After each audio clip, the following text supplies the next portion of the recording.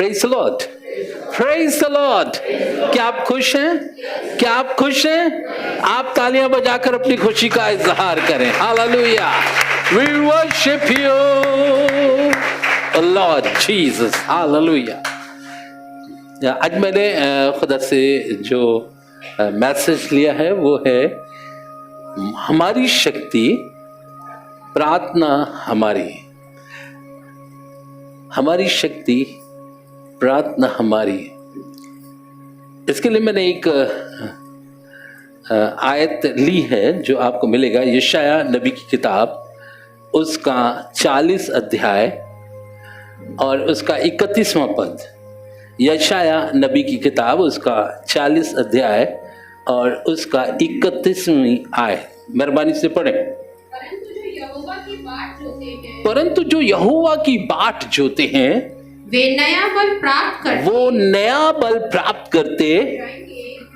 नया बल प्राप्त करते जाएंगे। वे उकाबों के समान उड़ेंगे, वे उकाबों के समान उड़ेंगे। वे दौड़ेंगे, वो दौड़ेंगे और श्रमित ना होंगे, और श्रमित ना होंगे, चलेंगे और चलेंगे और थकित ना होंगे, और थकित ना होंगे। Praise the Lord, hallelujah, hallelujah. परमेश्वर का ये वचन है जो यहोवा की बाट जोते हैं, जो यहोवा के मुंतजिर हैं, जो यहोवा का इंतजार करते हैं, जो यहोवा के करीब हैं, जो यहोवा की प्रेजेंस में हैं, उनसे खुदा का कलाम बात कर रहा है। उनसे खुदा का कलाम कुछ कहना चाहता है, और वो कहना चाहता है वो नया बल प्राप्त करते जाएंगे। ये पुराना बल जो है वो हमारा उम्र के हिसाब से जाता रहता है। जैसे जैसे उम्र बढ़ती है हमारा बल घटने लगता है। जैसा हम बीमार होते हैं हमारा बल घट जाता है। बुखार वायरल आ गया तो हमारा बल घट जाता है।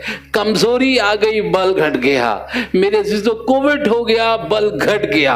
और इतना घट जाता है कि हमारा उठना बैठना दूबर हो जाता है, हमारा चलना फिरना दूबर हो जाता है। जी हाँ, ये मनुष्य की दशा है। ये मनुष्य के शरीर का ये शरीर है जो अंश अंश करके जो है वो गिरता जाता है और कमजोरी की राह पर आगे बढ़ता जाता है। पर कभी कभी मैं सोचता था कि नहीं, यहाँ पे तो लिखा हुआ है और हम कोट भी करते थे कि वो नया बल प्राप्त करते जाएंगे, वो उकाबों के समान उड़ेंगे।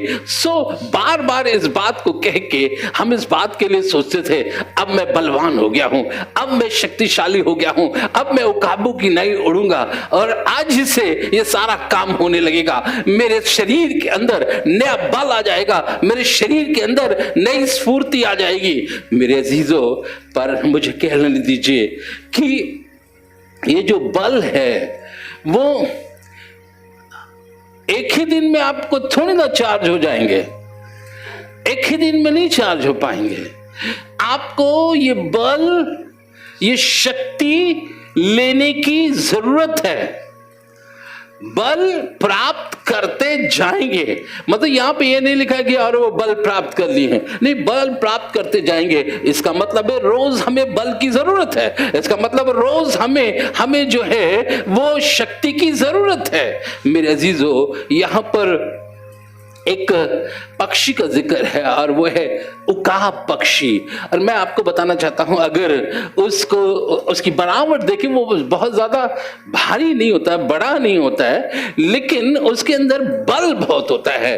और वो कभी अपने आप को बुजुर्ग नहीं समझता, कभी भी अपने आप को बुढ़ा नहीं समझता, क्योंकि उसके अंदर इतना बल है। उसके पुराने जो वो है पर है वो झड़ते हैं और नए पर निकल आते हैं, नई शक्ति और नई कुव्वत उसको मिलती है। मेरे अजीजों, और उकाब जो है वो ऊंचाइयों पर उड़ता है। सबसे ज्यादा अगर कोई ऊंचाई पर उड़ने वाला शख्स है वो है उकाब। और बाइबल इस बात को बताती है, उकाब मतलब विपरीत परिस्थिति में भी उड़ता है, विपरीत हवाओं में वो उड़ता है और उसके लिए वो अपने परों को जो है फैला देता है, परों को फैला देता है।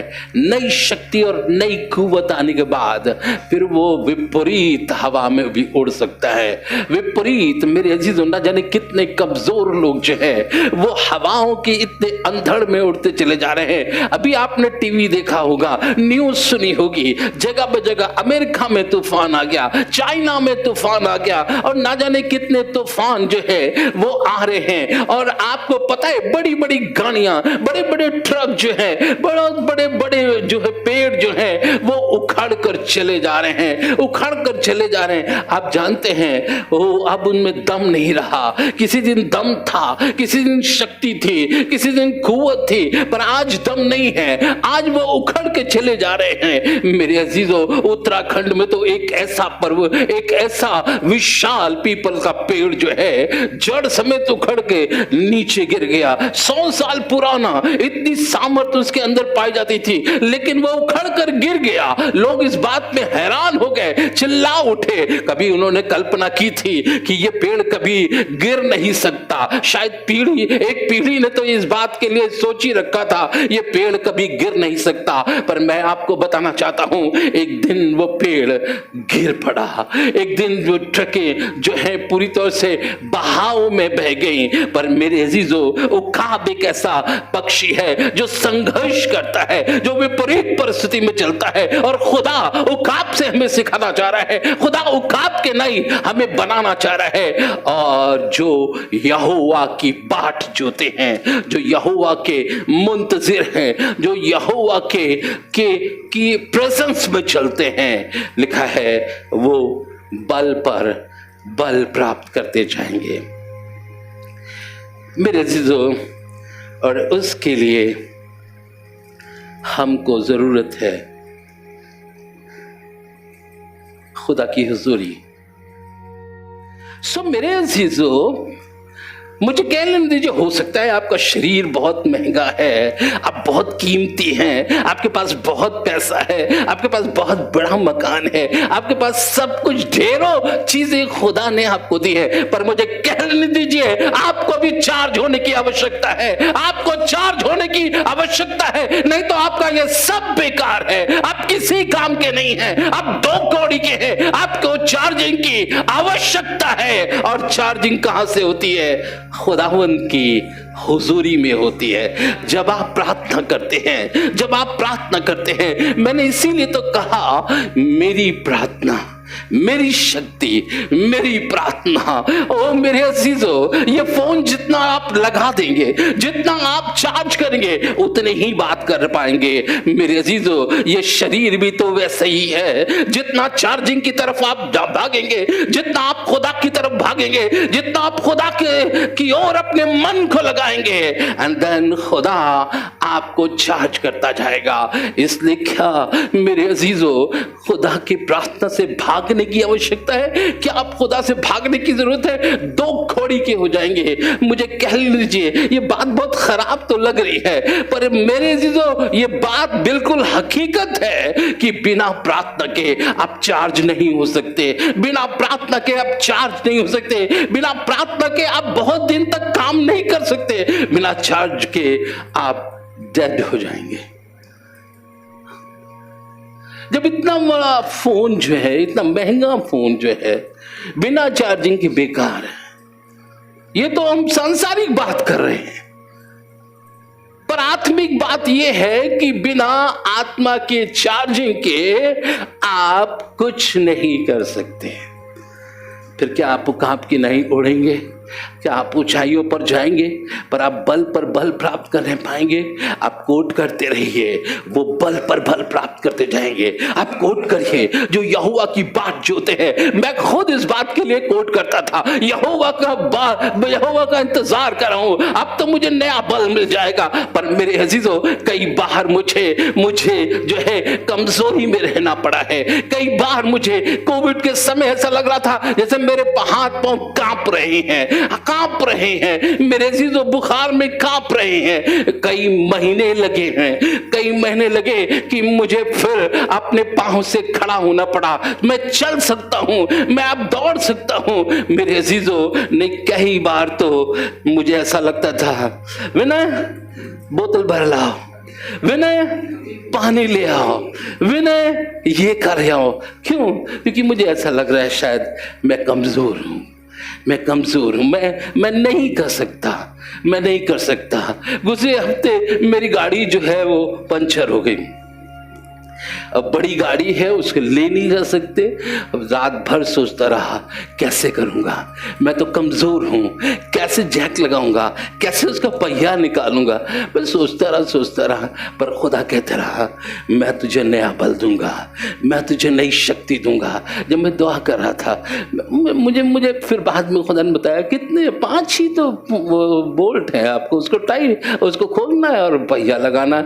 लेकिन मेरे अजीजों इतना बड़ा जो टायर है और इतना भारी जो टायर है, मेरे अजीजों मुझे कहने दीजिए शक्ति की आवश्यकता है। चाहे स्पिरिचुअल हो और चाहे फिजिकल हो, शक्ति की बहुत ज़रूरत है। और हमारी शक्ति हमारी प्रार्थना है। जितनी बार आप प्रार्थना में जाएंगे उतनी बार आप चार्ज हो जाएंगे। चाहे थोड़ी देर के लिए लगाइए, चाहे 10 मिनट के लिए लगाइए, मेरे अजीजों चार्ज तो हो जाएंगे, काम के तो हो जाएंगे। मेरे अजीजों कई लोग थोड़ी देर में अपने फ़ोन को लगा के चार्ज करते हैं। कोई परमानेंट रात में लगा देता है, कोई थोड़ी देर में लगाता है। मेरे अजीजों चार्ज की बहुत ज़रूरत है, हमें और आपको चार्जिंग की बहुत आवश्यकता है। मेरे अजीजों शैतान बहुत चालाक है, वो हमें चार्जिंग में लगाने नहीं देता। कभी कभी बत्ती गुल हो जाती है, अंकल बत्ती गुल, चार्ज में मीटर चार्ज में लगा हुआ है। हम सोचते भी नहीं, हम सोचते हम चार्ज हो रहे हैं, पर नहीं मेरे अजीजों, वो हमको दूर ले जाता है। अगर आप मेरे साथ निकालें, जो आपको मिलेगा उत्पत्ति उसका 3 अध्याय और उसका 10वां पद। उसने कहा मैं तेरा शब्द बारी में सुनकर डर गया क्योंकि मैं नंगा था इसलिए मैं छिप गया। मेरे अजीजों शैतान हमें डरा देता है, एक डर हमारे अंदर आ जाता है और तब हम परमेश्वर की बात नहीं सुनते और तब हम अपने आप को नंगा महसूस करते और तब हम छिप जाते हैं। मेरे अजीजों ये बात कह दीजिए कि जब खुदा ने इंसान को बनाया था दुनिया में तो बहुत अच्छा था, खुदा खुद कह रहा है बहुत अच्छा था, पर गुनाह जब आ गया, जब गुनाह इंसान के अंदर आ गया, लेकिन जिन गुनाह से पहले क्या था, प्रतिभूर आदम खुदा के पास जाता था रिचार्ज होने के लिए, रिफ्रेश होने के लिए। संध्या काल वो खुदा के पास जाता था, खुदा की इबादत करता था, खुदा भी खुश, चार्ज हो गया। अब कोई जरूरत नहीं है मेरे अजीजों, अब कोई जरूरत नहीं है, चार्ज हो रहा है, प्रतिभूर चार्ज हो रहा है, प्रति संध्या काल चार्ज हो रहा है। मेरे अजीजों मुझे कहने दीजिए चार्जिंग की बहुत आवश्यकता है। लेकिन पाप जब आ गया, इंसान खुदा से दूर हो गया, और जब इंसान खुदा से दूर हो गया तो प्रार्थना भी दूर हो गई, और जब प्रार्थना दूर हो गई तो चार्ज होना मुश्किल हो गया, और इंसान ने अपने आप को खुदा से अलग करके अपने आप को छिपा दिया। मेरे अजीजों मुझे कहने दीजिए ऐसे ही होता है, इसी तरह से होता है। हम दूर भागते हैं, प्रार्थना से हम दूर भागते हैं, चार्ज होने में हम दूर भागते हैं। मैं स्पिरिचुअली बात कर रहा हूं मेरे अजीजों, सब चीजें हम कर सकते हैं, हम गा सकते हैं, हम परमेश्वर के वचन को पढ़ सकते हैं मेरे अजीजों, पर प्रार्थना में हम कतरा जाते हैं। प्रार्थना में आसानी से जो है शैतान मोल्ड कर लेता है। मेरे अजीजों मैं एक बात जानता हूं कि किसी को ज़बरदस्ती प्रार्थना में नहीं लाया जा सकता है। पर मैं दर्शन यही देख रहा हूँ, एक दिन हमारी कलीसिया प्रार्थना में जोरावर कलीसिया होगी। मेरे अजीजों, मुझे कह दीजिए, बिना प्रार्थना के कुछ भी नहीं हो सकता। स्वर्ग जाने का रास्ता प्रार्थना में आपको मिलेगा, चंगाई का रास्ता प्रार्थना में मिलेगा, ब्लेसिंग का रास्ता प्रार्थना के द्वारा मिलेगा।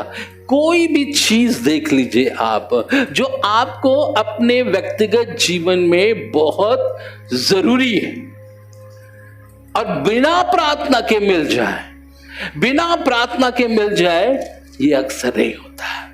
पर शैतान ने आदम को बहका दिया, हवा को बहका दिया।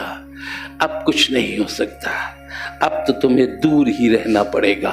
परमेश्वर का डर, परमेश्वर का डर। आज न जाने कितने लोग जो हैं परमेश्वर के डर से जो हैं वो दुआ में नहीं बैठ पाते। परमेश्वर पता नहीं क्या कर लेगा। मेरे अजीजों, पर वो प्रेमी परमेश्वर है, वो अनुग्रहकारी परमेश्वर है, वो दयावंत परमेश्वर है। उससे डरने की क्या बात है, उससे क्या डर पाएंगे आप मेरे अजीजों। पर वो जो है हमारे लिए सब कुछ करने के लिए तैयार है। आप ये सोच लीजिए, मसीह जीवन का जीने का रास्ता ही प्रार्थना है। और इसके अलावा आप कुछ प्राप्त नहीं कर सकते। आप कोशिश कर लीजिए, आप कोशिश कर लीजिए, आप डेड फोन लेकर कोशिश कर लीजिए बात करने के लिए, आप बात नहीं कर पाएंगे। आप बार बार छिड़केंगे, बार बार खोलेंगे, बार बार बैटरी उसमें उलट पुलट करेंगे, पर फोन नहीं चल सकता तो नहीं चल सकता। उसको चार्जिंग की आवश्यकता है, उसको चार्जिंग की आवश्यकता है। हालेलुया। अय्यूब की किताब, उसका 21 अध्याय और उसका 14वां और 15वां पद। तो भी वे परमेश्वर से कहते, तो भी वो परमेश्वर से कहते, हमसे दूर हो, हमसे दूर हो। तेरी गति जानने की हमको इच्छा नहीं रहती। तेरी गति जानने को हमको इच्छा नहीं होती। हमसे दूर हो जाओ। हम क्यों तेरे करीब आए? हमें तेरे विचार समझ में नहीं आते, हमें तेरी गति समझ में नहीं आती। अय्यूब बखूबी इस बात के लिए लिख रहा है कि तो भी वो परमेश्वर से कहते, हमसे दूर हो जा। तेरी गति जानने की हमको इच्छा नहीं रहती, नहीं रहती। आगे पढ़े। सर्वशक्तिमान क्या है? सर्वशक्तिमान क्या है? कि हम उसकी सेवा करें। कि हम उसकी सेवा करें या हम उससे प्रार्थना करें। वो है क्या चीज? सर्वशक्तिमान है क्या? आगे। यदि हम उससे विनती भी करें, और यदि हम उससे विनती भी करें, यदि हम उससे प्रार्थना भी करें, तो हमें क्या लाभ होगा? तो हमको लाभ क्या होगा? तो हमको लाभ क्या होगा अगर हम उससे प्रार्थना करें? मेरे अजीजों, बहुत से लोग ऐसे होते हैं कि प्रार्थना में आते इसीलिए कि लाभ मिल जाए, लाभ मिल जाए। और यहाँ पे अय्यूब इस बात के लिए कह रहा है कि यदि हम उससे विनती भी करें या हम प्रार्थना भी करें तो हमको क्या लाभ होगा? लाभ तो कुछ है ही नहीं, तो हम जाएं क्यों? लाभ तो कुछ है नहीं तो हम पाएं क्यों? पर मेरे अजीजों, जरूरत इस बात की है कि आपको उससे प्रार्थना करने की आवश्यकता है, उसके गति को जानने की आवश्यकता है, उसके समीप आने की आवश्यकता है। अगर आप चाहते हैं कि आपको कुछ प्राप्त करें, आप कुछ प्राप्त करें, मेरे अजीजों, स्वार्थपूर्ण नहीं, क्योंकि जो हमारा परमेश्वर है, अगर आप किसी स्वार्थपूर्ण या किसी के कहने से आप जाइए वहां पे सब कुछ आपको मिल जाएगा, 2-3 लाख रुपए तो मिल ही जाएंगे। लोग आपसे पूछते भी हैं कि कितना मिला, कितना मिला। भैया मिलेगा कुछ नहीं, मिलेगा कुछ नहीं बल्कि आपको टाइथ देनी पड़ेगी। आप ये सुन लीजिए, आपको अपनी टाइथ देनी पड़ेगी और मिलेगा कुछ नहीं। क्यों? क्योंकि हम तो आपको स्पिरिचुअली बात कर रहे हैं, हम आपको आत्मिक बात कर रहे हैं। हमारे पास सुनिए ना, यहां पे हर व्यक्ति अपना काम करता है, हर व्यक्ति नौकरी करने वाला, हर व्यक्ति कमाने वाला है। कोई कहीं से हमारे पास पैसे थोड़ी ना आते हैं।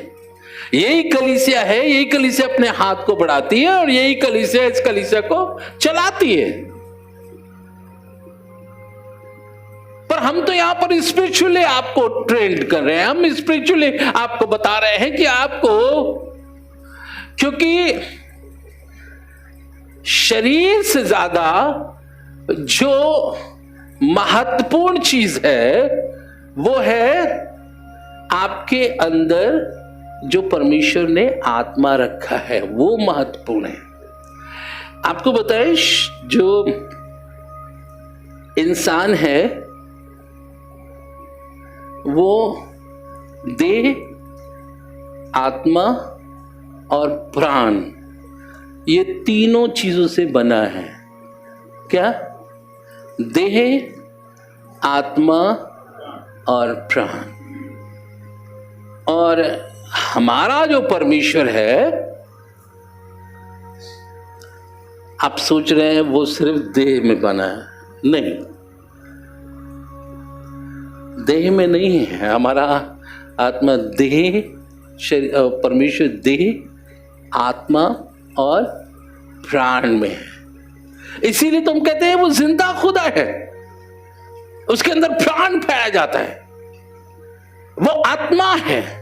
इसीलिए उसने जिंदगी का दम जो है आत्मा हमारे अंदर फूका है, उसके अंदर प्राण पाया जाता है, उसके अंदर प्राण पाया जाता है। इमेजिन करके देखिए थोड़ी देर के लिए, वो खुदा आपसे बात कर रहा है। जो आप हैं वो खुदा है, और जो चीज आपको जरूरत है वो दे सकता है, और कोई नहीं दुनिया का दे सकता है। मन शब्दों में कोई नहीं दे सकता, क्योंकि सिर्फ एक ही खुदा है जो देह, आत्मा और प्राण का रखने वाला है, और वो हमारा सच्चा और जिंदा खुदा है। इसलिए खुदा चाहता है कि हम उसके निकट आए, हम उसके करीब आए और अपनी आत्मा को रिचार्ज कर लें, रिचार्ज कर लें। मेरे अजीजों, बहुत ज़रूरी है रिचार्ज करना, क्योंकि आत्मा के द्वारा बहुत कुछ काम होता है। जो आत्मा हमारे अंदर पाई जाती है, अगर रिचार्ज है तो वही प्रेरित करती है। जानते, वो आत्मा हमको प्रेरित करती है कि हम खुदावंद यीशु मसीह को जाने। वो आत्मा हमारे अंदर प्रेरित करती है कि हम यीशु के करीब जाएं। वो आत्मा हमको प्रेरित करती है कि क्या सही है और क्या गलत है। वो आत्मा हमें अपनी अगुवाई में चलाती है। हमारी अगुवाई, हमारा रहनुमा खुदा की आत्मा है। और इसीलिए तो मैंने आपको बताया कि जो उकाब है, जब विपरीत परिस्थिति में जाता है, जब सोचता है कि मैं ऊंचाइयों पे हूं, बहुत थक जाऊंगा, विपरीत परिस्थिति आ गई, वो अपने पांव को पंखों को फैला देता है और वो आराम से टहलता रहता है। परमेश्वर की आत्मा की हुजूरी में अपने आप को फैला दीजिए, परमेश्वर की आत्मा की हुजूरी में अपने आप को दे दीजिए। देखिए, आप उड़ने लगेंगे, आप महसूस करेंगे। विपरीत परिस्थिति में आप ऊंचाइयों पर जा रहे हैं, विपरीत परिस्थिति में आप ऊंचे चले जा रहे हैं। Hallelujah, hallelujah, hallelujah Lord, we worship you Lord. बहुत ज़रूरी है खुदावंद के करीब आना और उससे प्रार्थना करना। डिटोनॉमी व्यवस्था विवरण उसका 32 अध्याय और उसका 11वां पद। जैसे उकाब अपने घोंसले को हिला हिलाकर जैसे उकाब अपने घोंसले को हिला हिला कर अपने बच्चों के ऊपर ऊपर मंडराता है, अपने बच्चों के ऊपर मंडराता है, वैसे ही उसने अपने पंख फैलाकर वैसे ही उसने अपने पंख फैलाकर उसको अपने परों पर उठा लिया। उसको अपने परों पर उठा लिया। ये उकाब चाहता है, ये उकाब चाहता है कि आप ऊंचाइयों पर उसके बच्चे भी उड़ने पाएं। वो उकाब चाहता है ऊंचे स्थान पर जाने पाएं।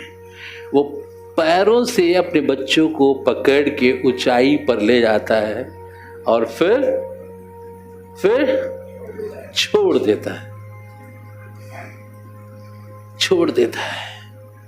मेरे अजीजों, आप पर फैला लीजिए, आप छुटे हुए हैं। जब आपको लगेगा, डर लगेगा, तब अपने पाँव पंखों को आप फैलाएंगे, उड़ना सिखा देता है। मेरे अजीजों, हम उकाब के बच्चे हैं, हम उकाब के बच्चे हैं।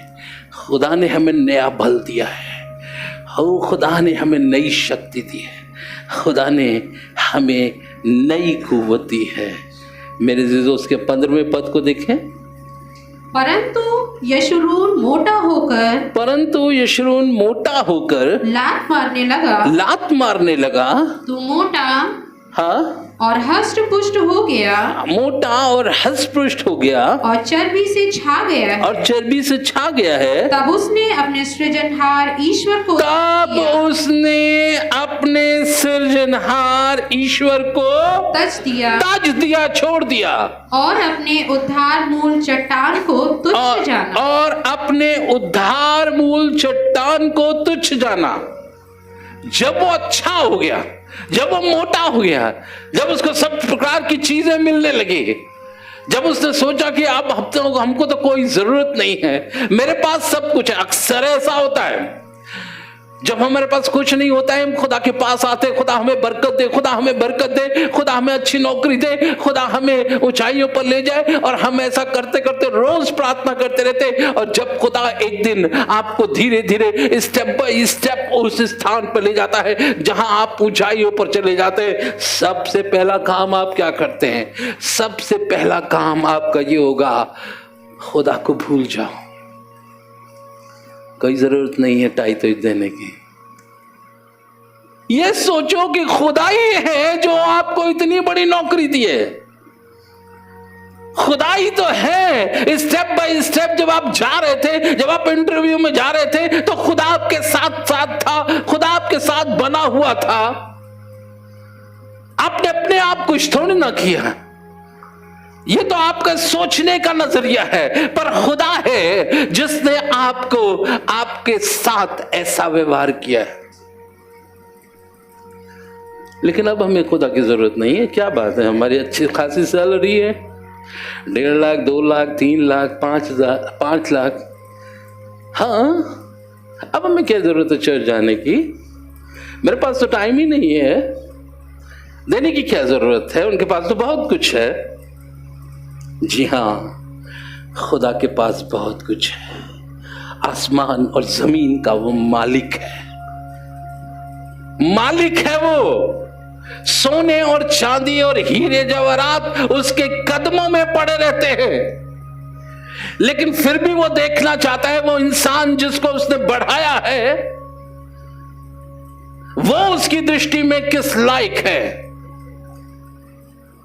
जिस इंसान को उठाकर उसने ऊंचाइयों पर रखा है, वो कितनी खुदा की बड़ाई करता है, कितनी खुदा का सम्मान करता है, वो ये देखना चाहता है तो उसके पास बहुत कुछ। आप एक पैसा नहीं देंगे तो भी खुदा का काम रुकेगा थोड़ी ना, तो भी खुदा का काम बंद नहीं होगा। क्यों भाई? खुदा का काम है, आसमान और जमीन का वो मालिक है। हर एक चीज वो तो आपको मौका देता है कि आप अपनी मोहब्बत को किस तरह से जाहिर करें। उसने तो आपसे मोहब्बत की, देखिए उसने आपसे मोहब्बत की और कैलवरी क्रूज पर उसने अपनी जान दे दी। उसने आपसे मोहब्बत की कि उसने खून का एक एक कतरा बहा दिया। उसने अपने जान को देकर वो जिंदा हुआ और आपके पास आकर आपको आपके जीवन में, मेरे अजीजों, खुदा के कलाम में ऐसा लिखा है, चूंकि उसने मुझे मेरे नाम को जान लिया है और इसलिए मैं उसे ऊंचे स्थान पर रखूंगा। जितने ऊंचे स्थान पर है मेरे अजीजों, मैं आपको बताना चाहता हूं, आपने कहीं ना कहीं यीशु के नाम को जाना है, आपने कहीं ना कहीं खुदावन से मदद मांगी है, आपने कहीं ना कहीं खुदा के सामने अपनी परिस्थितियों को रखा है और आज खुदा ने आपको ऊंचाइयां दी है। तो आप भूल जाना, हम कोई बात नहीं। 29वें पद को देखें।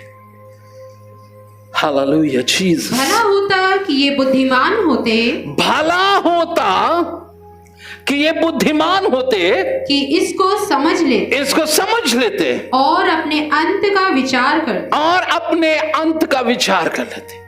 भला ये होता कि वो बुद्धिमान होते, वो समझ पाते, वो समझ पाते। भला ये होता वो बुद्धिमान होते हैं। इसका मतलब ये है कि अगर आप अपने अंत को नहीं समझ पा रहे हैं तो आप बुद्धिमान नहीं हैं, आप समझ को नहीं रखते हैं। आपको अगला फ्यूचर देखना पड़ेगा, अगले समय को देखना पड़ेगा कि क्या हालात होंगे। न जाने कितने लोग तबाह हो गए, बर्बाद हो गए, न जाने कितनों की रहीसी चली गई। मेरे अजीजों, जानते हैं क्या? भूल गए खुदा को, भूल गए खुदा को। मेरे अजीजों, 6.5 लाख इस्राएली यात्री जो है मुल्क मिस्र से निकलकर मुल्क कनान तक जाने पाए, लेकिन उनमें से बहुत से लोग भूल गए। क्या कुछ नहीं खुदा ने उनको किया, क्या कुछ नहीं किया। आप एक शब्द में बयान करें, आप उनके लिए खुदा ने सब कुछ किया, पर वो भूल गए। और जानते हैं, खुदा को भूलना खुदा से दूर रहना है, खुदा से भूलना खुदा से प्रार्थना ना करना है, खुदा को भूल जाना है। और लिखा है उसने अपनी ही कौम को अमालेकियों के हाथों से मरवा दिया। अमालेकी वो शैतान है, अमालेकी जो खुदा के विरोध में काम करते हैं, उन्हीं से कह के उनको मरवा दिया और जंगल में ढेर हो गए, जंगल में ढेर हो गए। खुदा कुछ भी कर सकता है, खुदा के भूलने वालों खुदा कुछ भी कर सकता है, खुदा के एहसान को ना मानने वालों खुदा कुछ भी कर सकता है, खुदा से प्रार्थना ना करने वालों खुदा कुछ भी कर सकता है। लेकिन मैं एक व्यक्ति को जानता हूँ जो आपको 1 कुरिन्थियों 9 अध्याय उसको 27वें पद में लिखा हुआ है, मैं अपनी देह को मारता, पौलुस कह रहा है, मैं अपनी देह को मारता और कूटता और वश में लाता हूँ, ऐसा ना हो कि औरों को प्रचार करके मैं आप ही किसी रीति से निकम्मा ठहरूं। पौलुस कह रहे हैं, पौलुस को क्या जरूरत है? वो अधिकार है, पढ़ा लिखा है, अच्छी नौकरी है, अच्छा सब कुछ है, पर खुदा से ये विनती कर रहा है, मैं अपनी देह को मारता और कूटता और वश में लाता हूँ, वश में लाता हूँ। वश में लाने का मतलब है अपनी हार्ड मांस देह को खुदा के आगे समर्पित कर देना। वश में लाता हूं, मैं अपने शरीर को मारता हूं, उनको कष्ट देता हूं कि खुदा से दूर ना जाने पाए, खुदा से दूर ना जाने पाए। ऐसा ना हो कि जो मैं प्रचार कर रहा हूं प्रेयर के लिए, मैं खुद ही प्रेयर ना कर पाऊं, ना करता हूं। मैं जो बता रहा हूं, जो मैं प्रचार कर रहा हूं, उसका पालन नहीं कर पाऊं। इसलिए मैं अपनी देह को मारता हूं, इसलिए मैं अपनी देह को तोड़ता हूं। मेरे अजीजों, आसान बात नहीं है कि आपको अपनी देह को मारना और अपनी देह को तोड़ना और अपनी देह को वश में कर लेना। ये आसान बात थोड़ी ना। जो खुदावन का पथ है, जो खुदावन का रास्ता है, जो खुदा का कलाम हमसे बताता है, आप ये मत सोचिए कि ये बहुत बहुत आसान है। नहीं मेरे अजीजों, खुदा चाहता है वो अपनी बाहों में आपको समेट के रखे, वो अपनी हुजूरी में समेट के रखे, वो समेट के रखे अपने आप को। और मेरे अजीजों, ये देह आत्मा का विरोधी है, ये देह आत्मा का विरोधी है और सदैव आत्मा के विरोध में काम करता है। कभी कमजोर हो जाता है, कभी लापरवाह हो जाता है, कभी बीमार हो जाता है, कभी कुछ हो जाता है। ये आत्मा के विरोध में है। पर मेरे अजीजों, मुझे कहने दीजिए, पर पौलुस कह रहे हैं मैं तो अपनी देह को मारता हूं, मैं अपनी देह को कूटता हूं। जब मुझे ऐसा लगता है दर्द हो रहा है, तब भी मैं खुदा के सामने झुकता हूं। जब मुझे ऐसा लगता है कि मैं दूर जा रहा हूं, तब भी मैं खुदा के पास आता हूं और खुदा के करीब आकर मैं उससे प्रार्थना करता हूं। हालेलुया। ये हमारे लिए बहुत जरूरी है। दूसरा इतिहास उसका 26 अध्याय और इसका 5वां पद। जकरिया के दिनों में, जकरिया के दिनों में जो परमेश्वर के दर्शन के विषय, जो परमेश्वर के दर्शन के विषय समझ रखता था, परमेश्वर के दर्शन के विषय में समझ रखता था। वो परमेश्वर को जानता था। हाँ, वह परमेश्वर की खोज में लगा रहता, और वो परमेश्वर की खोज में लगा रहता था। और जब तक वह यहोवा की खोज में लगा रहा, और जब तक यहोवा की खोज में, ये खोज मेरे न कहां का मोती झील में खोजेंगे, कहां खोजेंगे? प्रार्थना में खोज में लगा रहा। वचन में, सही आपने कहा, वचन में आपको खोजने की जरूरत है, प्रार्थना में आपको खोजने की जरूरत है। और सबसे बड़ी बात है, जब तक वो यहोवा की खोज में लगा रहा, तब तक परमेश्वर ने उसको सफलता दी। मेरे अजीजों, इसका मतलब यह है कि खुदा आपको सफल बनाना चाहता है। पर कैसे, किस तरह से? खोजने के द्वारा। किस तरह से? खोजने का मतलब है कि आपको परमेश्वर से प्रार्थना करने की जरूरत है, आपको परमेश्वर से के वचन को पढ़ने की जरूरत है। और जब तक मेरे अजीजों, जब तक 10 साल 20 साल आपको मैं बताऊं कि आपको परमेश्वर कंटिन्यू आशीष देते हैं, लेकिन जिस दिन आप भूल जाएंगे, आप तबाह हो जाएंगे, आप बर्बाद हो जाएंगे, आप तरसेंगे। आपको एक काम करने की जरूरत है, यहोवा को खोजने की जरूरत है। कहाँ मिलेगा? कैसे मिलेगा? एक दिन आइए, आप बैठिए, खुदा के करीब आइए, दुआ करिए। देखिए, पवित्र आत्मा आपके पास आएगा और वो आपको बताएगा कि यहोवा की उपस्थिति तेरे पास है। यहोवा तेरी दाहिनी ओर तेरी आड़ बन गया है। यहोवा तेरे सामने खड़ा है। यहोवा अपने हाथ को बढ़ाकर तुझे चंगाई दे रहा है। यहोवा है।